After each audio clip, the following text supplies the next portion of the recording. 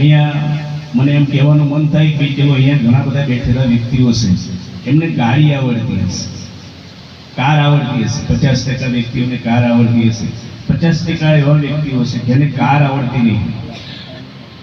આ એક નાનકડું રૂપક હું અહીંયા આપું. ઘણી બધી એ બેઠેલી વ્યક્તિઓ છે જેને કાર આવડતી હશે, 50% એવા પણ વ્યક્તિઓ બેઠા છે જેને કાર આવડતી નહીં.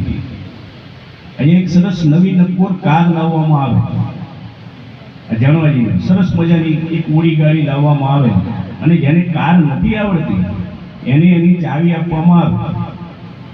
અને મારા અશોકભાઈ સાહેબ કે બે સુગંધસિંહને નાની અરબોલી મૂકી આવો. જાણવા જેવી વાત છે. કાર નવી નક્કોર છે, સરસ, બરાબર છે, પણ એની ચાવી કોને મળી છે? જેને કાર આવડતી નથી. તો મને નાની અરબોલી નહીં પહોંચાડે, એ વ્યક્તિ ક્યાં પહોંચાડશે? કાશીબા હોસ્પિટલમાં છે. બને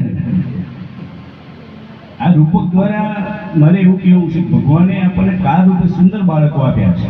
આપણી સંપત્તિના, આપણા સંસ્કારનું સૌંદર્ય વહન કરવાના જ છે.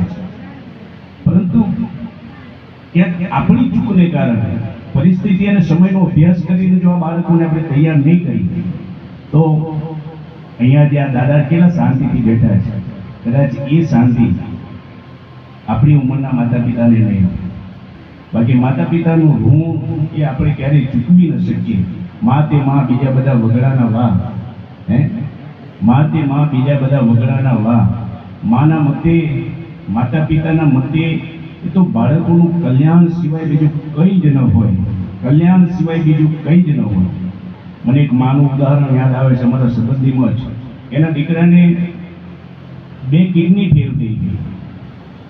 તો કિડનીની કિંમત 3 લાખ રૂપિયા, 2.5 લાખ રૂપિયા એવી તપાસ કરી તો ટ્રાન્સપ્લાન્ટ કરવા માટે એવા પૈસા હતા નહીં. ત્યારે ખરેખર માતાએ સેજ પણ ખચકાયા સિવાય એના બાળક માટે કિડનીનું દાન કરી દીધું. આ માતા છે.